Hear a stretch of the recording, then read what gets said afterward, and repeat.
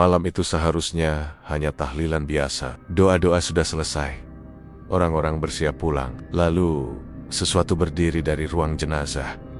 Bukan roh, bukan bayangan, tapi kerangka manusia yang berjalan keluar rumah dengan suara tulang saling bergesekan di tengah kepanikan. Dan yang lebih mengerikan, itu bukan datang untuk menakuti. Dia hanya ingin pulang. Tahun itu ke 1989, Surabaya belum seramai sekarang. Dan malam masih terasa benar-benar malam. Jalanan belum dipenuhi lampu putih terang seperti sekarang. Hanya cahaya kuning pucat yang berdiri jarang-gerang di pinggir jalan. Angin malam membawa bau lembab khas kota tua. Campuran debu, tanah basah, dan sisa asap kendaraan. Suasana terasa berat, seolah malam memang sengaja menahan sesuatu. Andre masih mahasiswa tingkat akhir waktu itu. Rambutnya masih rapi khas anak kos yang belum terlalu banyak pikiran hidup. Malam itu, dia datang ke sebuah rumah duka di pinggiran Surabaya untuk mengikuti tahlilan almarhum Pak Manto, seorang pria paruh baya yang meninggal mendadak di perantauan. Andre sebenarnya tidak dekat dengan almarhum. Mereka jarang berbincang, bahkan hampir tidak pernah duduk satu meja. Tapi satu hal yang membuat Andre tetap datang adalah kenyataan bahwa mereka berasal dari desa yang sama. Di perantauan, ikatan asal-usul sering terasa lebih kuat dari pertemanan. Rumah duka itu sederhana, berdinding tembok kusam dengan halaman sempit. Kursi plastik disusun seadanya, tikar digelar memenuhi ruang tamu sampai teras. Orang-orang duduk bersila rapat-rapat. Lantunan doa terdengar pelan dan berirama, seperti ombak kecil yang terus mengalir tanpa henti. Di sudut ruangan, sebuah kipas angin tua berputar lambat sambil mengeluarkan suara berdecit yang mengganggu telinga. Setiap kali beling-belingnya berputar, terdengar bunyi seolah mengeluh kelelahan. Wajah-wajah yang hadir tampak letih. Ada yang menunduk khusyuk, bibirnya bergerak mengikuti doa. Ada juga yang matanya setengah terpejam, berjuang melawan kantuk setelah seharian bekerja. Beberapa orang sesekali menarik napas panjang, seperti menahan rasa tidak nyaman yang sulit dijelaskan. Andre duduk di barisan tengah, tangannya bertumpu di lutut, matanya sesekali melirik ke arah pintu kamar tempat jenazah Pak Manto disemayamkan. Jam dinding yang tergantung miring di tembok berdetak pelan. Bunyi yang terdengar jelas di sela-sela doa. Jarumnya perlahan mendekati angka 11 malam. Entah kenapa, sejak awal Andre merasa suasana malam itu berbeda. Tidak ada hal aneh yang bisa dia tunjuk, tapi dadanya terasa sedikit sesak, seperti ada tekanan halus yang tidak kelihatan. Ketika tahlilan akhirnya selesai, doa penutup diucapkan. Orang-orang mulai menggerakkan badan yang kaku. Ada yang berdiri sambil merapikan sarung, ada yang menyalami tuan rumah, ada pula yang masih duduk sambil berbincang pelan. Suasana seharusnya berangsur tenang, seperti tahlilan-tahlilan lain yang pernah Andre datangi sebelumnya. Beberapa orang sudah melangkah keluar rumah, bersiap pulang. Namun malam itu, ketenangan hanya bertahan beberapa detik. Tanpa tanda apapun, dari arah belakang rumah terdengar suara keras, seperti pintu dibanting atau benda besar jatuh menghantam lantai. Suara itu memecah udara malam. Seketika, teriakan muncul dari berbagai arah. Suasana yang tadinya tertib berubah kacau. Orang-orang berdiri serempak. Ada yang menjerit ketakutan, ada yang langsung berlari tanpa sempat melihat ke belakang. Kursi plastik terjungkal, tikar terlipat tidak beraturan. Andre ikut terdorong oleh arus manusia yang panik. Bahunya dihantam tubuh orang lain. Langkahnya tersandung. Dan sebelum sempat menahan diri, tubuhnya terlempar ke depan. Dia jatuh tersungkur ke lantai dingin. Dalam posisi setengah bangun, dengan satu tangan menahan tubuh dan napas yang masih tersengal, Andre mencoba memahami apa yang terjadi. Matanya berusaha fokus di tengah kerumunan yang berlarian. Di antara koki-koki yang bergerak cepat dan bayangan tubuh yang saling bertabrakan, pandangannya tertarik ke satu titik yang membuat darahnya terasa berhenti mengalir. Dari arah ruang jenazah, sesosok berdiri perlahan. Bukan orang, bukan bayangan, bukan pantulan cahaya. Sesosok kerangka manusia berdiri tegak di ambang pintu. Kerangka itu utuh, lengkap dari kepala sampai kaki. Tulang-tulangnya terlihat pucat keabu-abuan, seolah sudah lama terpapar udara. Rongga matanya kosong dan gelap, seperti lubang tanpa dasar. Rahangnya sedikit terbuka, menciptakan kesan senyum yang kaku dan mengerikan. Tidak ada daging, tidak ada kulit, hanya tulang yang tersusun rapi, berdiri di tengah kekacauan. Andre merasa tenggorokannya kering. Jantungnya berdetak begitu keras sampai terasa di telinga. Tubuhnya ingin bergerak, ingin lari seperti yang lain, tapi kakinya terasa berat, seolah menempel ke lantai.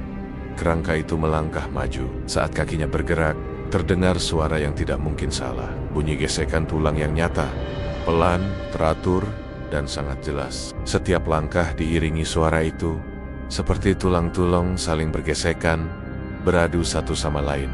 Suara itu menusuk telinga Andre, membuat bulu kuduknya berdiri semua. Jerangkong itu berjalan keluar dari rumah duka, menembus kerumunan orang yang menjerit dan menyingkir ketakutan. Aneh, tidak ada yang berani mendekat. Orang-orang seolah membuka jalan dengan sendirinya. Kerangka itu tidak berlari, tidak tergesa-gesa. Langkahnya tenang, pasti, seolah sudah tahu kemana harus pergi. Dalam hitungan detik, sosok itu menghilang ke dalam gelapnya malam Surabaya. Suara perlahan memudar, tertelan jarak dan ketakutan.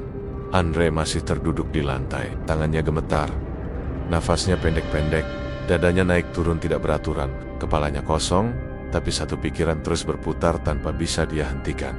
Itu Pak Manto. Bukan perasaan, bukan dugaan. Andre yakin apapun yang baru saja dia lihat adalah jasad orang yang tadi sore didoakan bersama. Dan sejak malam itu, Andre tahu kematian tidak selalu berakhir di tempat seseorang menghembuskan napas terakhirnya. Malam itu tidak ada satupun orang yang berani mengejar apa yang baru saja mereka lihat. Bahkan setelah suasana sedikit tenang dan beberapa warga berani kembali masuk ke rumah duka, tidak ada yang berani melangkah keluar sendirian. Beberapa orang masih gemetar, ada yang menangis tertahan, ada juga yang hanya duduk terpaku dengan wajah pucat. Andre sendiri masih terduduk di lantai cukup lama sebelum akhirnya dibantu berdiri. Kakinya lemas, seperti habis dipakai berlari jauh. Padahal dia bahkan tidak sempat bergerak kemana-mana. Tak lama kemudian, polisi datang. 2 orang berseragam masuk ke rumah dengan langkah hati-hati. Mereka mencoba menenangkan warga, bertanya apa yang sebenarnya terjadi. Namun semakin banyak kesaksian yang disampaikan, semakin aneh pula raut wajah mereka. Tidak ada yang bisa menjelaskan secara logis. Semua orang mengatakan hal yang sama. Ada kerangka manusia berjalan keluar dari rumah duka. Polisi hanya bisa mencatat, saling pandang, lalu menghela napas panjang. Wajah mereka tidak menunjukkan keberanian, justru lebih mirip orang yang sedang menelan sesuatu yang sulit dipercaya. Anehnya, di antara kepanikan itu, Andre memperhatikan beberapa orang tua yang duduk diam di sudut ruangan. Wajah mereka tegang, mata mereka serius, tapi tidak terlihat terkejut seperti yang lain. Tidak ada teriakan, tidak ada pertanyaan panik. Seolah-olah kejadian barusan bukan hal yang sepenuhnya asing bagi mereka. Salah satu dari orang tua itu akhirnya berbicara pelan, hampir seperti berbisik, tapi cukup jelas untuk terdengar oleh Andre yang duduk tidak jauh darinya. Kalau orang desa kita meninggal di luar kampung, memang begitu.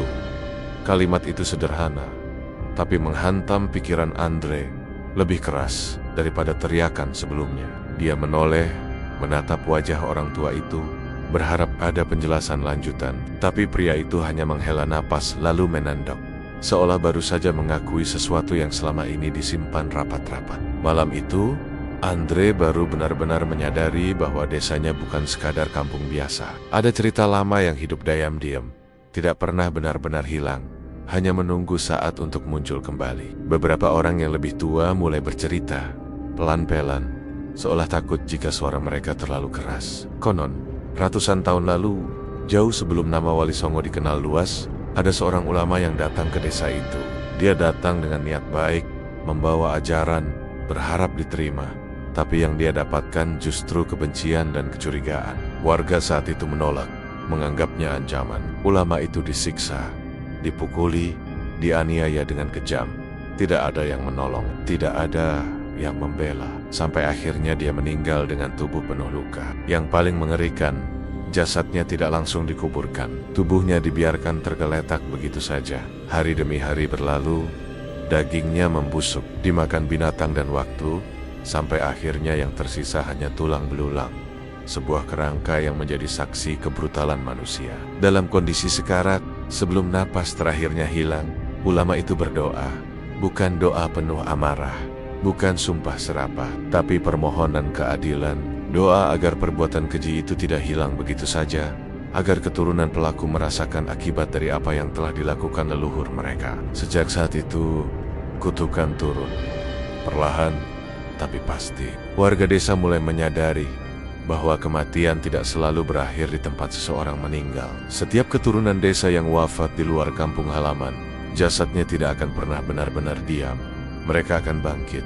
Mereka akan berjalan pulang, tidak sebagai manusia utuh, tapi sebagai jerangkong, menunaikan takdir leluhur yang belum selesai. Andre mendengarkan cerita itu dengan perasaan campur aduk. Logikanya menolak, tapi apa yang dia lihat sendiri malam itu membuat semua cerita itu terasa masuk akal dengan cara yang menakutkan. Konon, di masa Wali Songo, seorang sunan pernah datang ke desa tersebut. Dia mengetahui kutukan itu dan berusaha meredakannya. Doa-doa dipanjatkan, ritual dilakukan. Kutukan itu memang diringankan. Jerangkong tidak lagi berkeliaran di desa setiap waktu. Teror yang dulu konon terjadi hampir setiap malam perlahan menghilang.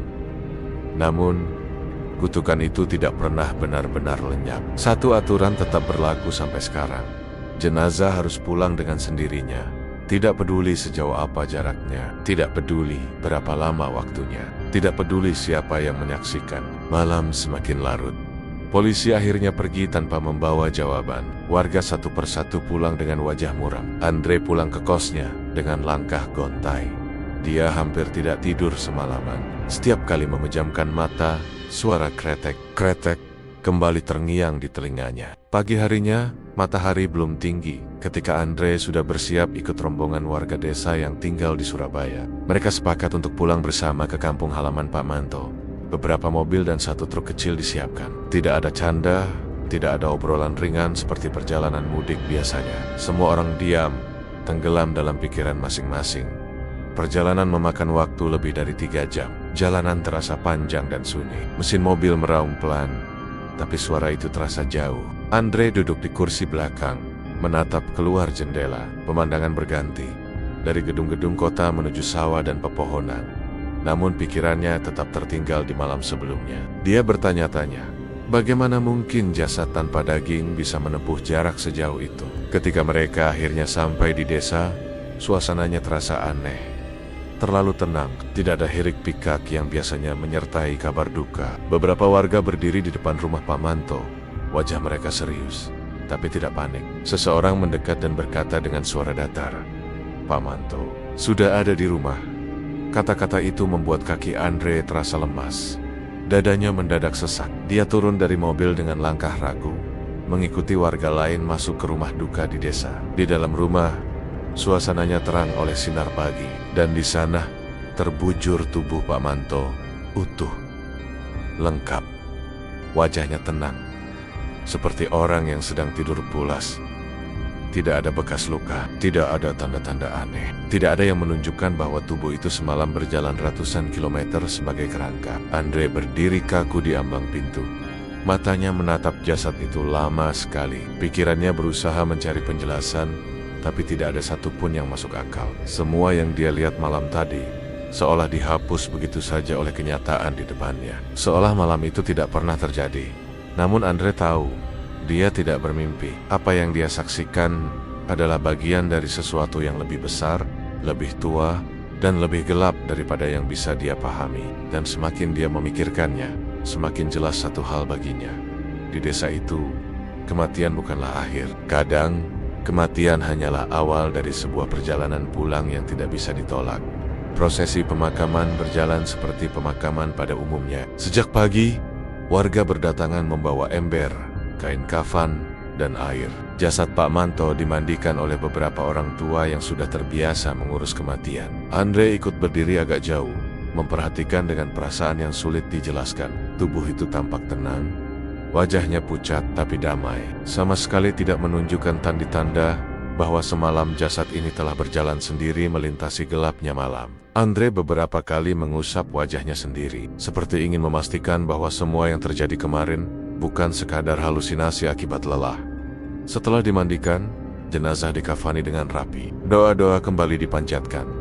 Andre ikut salat jenazah di barisan belakang. Bibirnya bergerak mengikuti bacaan imam, tapi pikirannya melayang. Setiap kali dia memejamkan mata, bayangan kerangka itu kembali muncul. rongga mata yang kosong, rahang yang terbuka, dan suara tulang yang saling bergesekan. Pemakaman berlangsung cepat. Tanah merah digali, jenazah diturunkan, doa kembali dibacakan. Orang-orang menimbun tanah sambil melafalkan kalimat tasbih dan tahlil. Semua terlihat normal, terlalu normal, seolah desa itu sedang berusaha keras menutupi sesuatu yang tidak pernah benar-benar pergi. Namun bagi Andre, rasa tenang tidak kunjung datang. Bahkan setelah makam dirapikan dan orang-orang mulai beranjak pulang, dadanya masih terasa berat, seperti ada sesuatu yang belum selesai.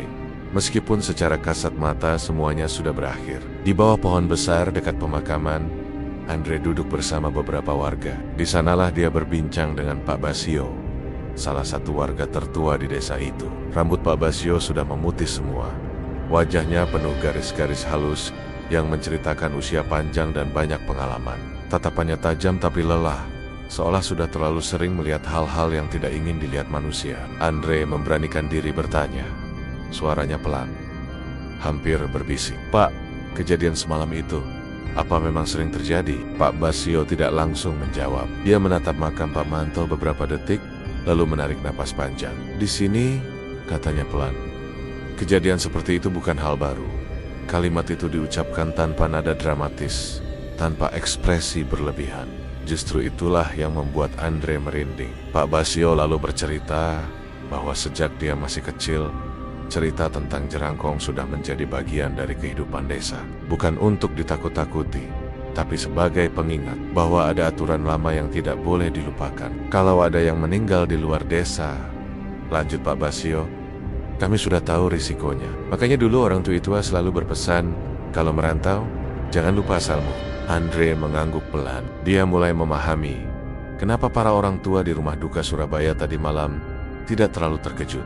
Bagi mereka, itu bukan kejadian pertama. Tak lama kemudian, Andre bertemu Topan, pemuda desa yang usianya tidak jauh darinya. Topan tumbuh besar di desa itu, mendengar cerita-cerita Jerangkong sejak masih kanak-kanak. Bedanya, bagi Topan, cerita itu bukan sekadar legenda. Itu pengalaman kolektif. Topan duduk di samping Andre, menyalakan rokok, lalu menghembuskan asap pelan. "Mas tahu nggak?" katanya, "di sini kalau ada perantau meninggal anak-anak, dilarang keluar rumah setelah maghrib." "Berapa lama?" tanya Andre. 40 hari.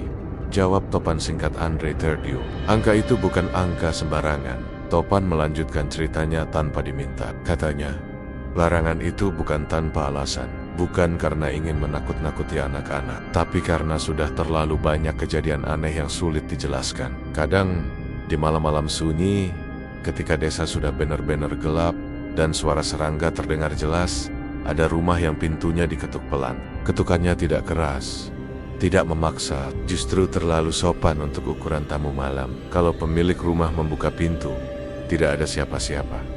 Jalanan kosong, angin malam lewat begitu saja. Tapi keesokan paginya, di depan pintu itu, terlihat bekas jejak di tanah. Bukan jejak kaki manusia, melainkan jejak seperti tulang diseret, memanjang, berliku, seolah sesuatu berjalan tanpa daging. Topan mengaku pernah melihatnya sendiri saat masih kecil. Sejak itu, dia tidak pernah berani keluar rumah setelah maghrib kalau ada kabar kematian perantau. Jerangkong itu, kata Topan pelan, bukan mau ganggu, dia cuma lewat, pulang. Kata pulang terdengar sangat sederhana, tapi di telinga Andre, kata itu justru terasa paling mengerikan. Karena pulang bagi makhluk itu berarti menunaikan sumpah yang tidak pernah dia pilih sendiri. Hari itu berangsur sore. Andre berpamitan kepada warga. Sebelum pulang ke Surabaya, dia menatap desa itu sekali lagi. Sawah membentang, rumah-rumah kayu berdiri tenang, anak-anak kecil bermain di kejauhan, tertawa seolah tidak ada apa-apa. Dari luar, desa itu tampak seperti desa biasa. Tidak ada yang menunjukkan bahwa tanah itu menyimpan sumpah ratusan tahun. Perjalanan kembali ke Surabaya terasa lebih sunyi daripada perjalanan berangkat. Andre duduk sendirian, menatap jalanan. Pikirannya dipenuhi potonggan-potonggan cerita, ulama yang dibunuh, kutukan yang diturunkan, Jerangkong yang berjalan pulang. Sesampainya di Surabaya, kehidupan perlahan kembali normal. Andre kembali kuliah, kembali ke rutinitas. Tapi ada sesuatu yang berubah di dalam dirinya. Sejak malam itu, dia menjadi lebih peka terhadap suara. Setiap kali mendengar bunyi tulang ayam dipatahkan di dapur, jantungnya berdetak lebih cepat. Setiap kali mendengar langkah kaki di gang sepi saat malam, pikirannya langsung melayang. Bayangan itu selalu sama. Kerangka berjalan dalam gelap, langkahnya pelan tapi pasti.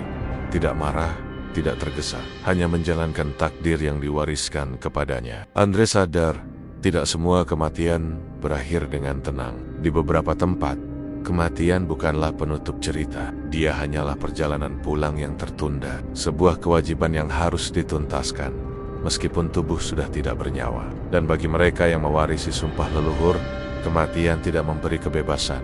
Bahkan setelah nafas berhenti, jasad masih terikat janji lama. Janji yang memaksa tulang beolang untuk bangkit, berjalan, dan menemukan jalan pulang sendiri. Sejak itu, setiap kali Andre mendengar cerita kematian di perantauan, dia tidak pernah lagi menganggapnya sebagai akhir. Karena dia tahu, di suatu tempat, mungkin ada jasad yang sedang bersiap menempuh perjalanan terakhirnya dalam sunyi, dalam mengikuti jalan yang hanya diketahui oleh mereka yang terikat sumpah.